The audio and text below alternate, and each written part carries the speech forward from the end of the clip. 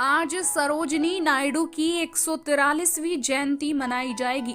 भारत में हर साल 13 फरवरी को सरोजिनी नायडू के जन्मदिन को राष्ट्रीय महिला दिवस के रूप में मनाया जाता है। सरोजिनी नायडू एक मशहूर कवयित्री, स्वतंत्रता सेनानी और अपने दौर की महान वक्ता भी थी। आइए जानते हैं उनके जीवन से जुड़ी कुछ खास बातें। जीवन परिचय। सरोजिनी नायडू का जन्म 13 फरवरी 1879 को हैदराबाद में हुआ था। उनके पिता घोरनाथ चट्टोपाध्याय एक नामी वैज्ञानिक और शिक्षाशास्त्री थे तथा उनकी माता वरदा सुंदरी एक कवयित्री थी। उनके पिता हैदराबाद में भारतीय राष्ट्रीय कांग्रेस के एक प्रमुख सदस्य थे और उन्होंने हैदराबाद के निजाम कॉलेज की स्थापना की थी। सरोजिनी 8 भाई बहनों में सबसे बड़ी थी। शिक्षा।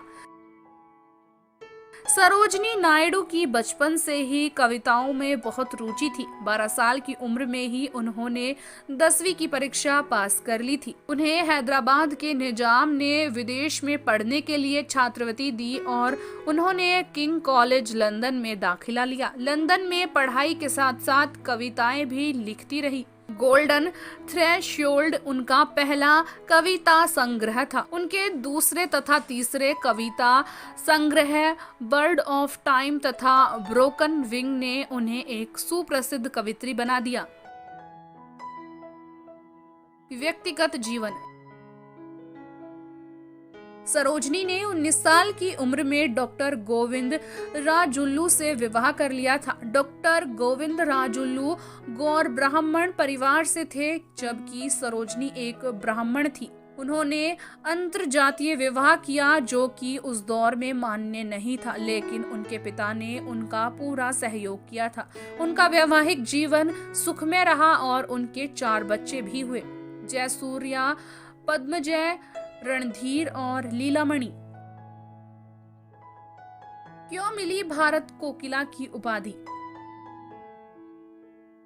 उन्होंने देश की स्वतंत्रता के लिए भारतीय राष्ट्रीय आंदोलन में सक्रिय रूप से भाग लिया था। गांधी जी ने उनके भाषणों और प्रतिभा से प्रभावित होकर उन्हें भारत कोकिला की उपाधि दी थी। भारत की पहली राज्यपाल स्वतंत्रता के बाद 1947 में वह संयुक्त प्रांत की राज्यपाल बनी। सरोजिनी भारत की पहली महिला राज्यपाल थी। साहित्य में योगदान।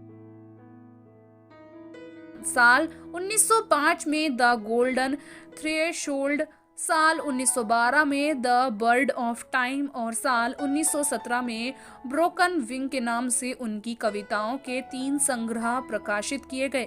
उन्होंने केवल 13 साल की उम्र में 1300 पंक्तियों की कविता द लेडी ऑफ लेक लिखी थी। निधन। 2 मार्च 1949 को उत्तर प्रदेश के लखनऊ में दिल का दौरा पड़ने से उनका निधन हो गया।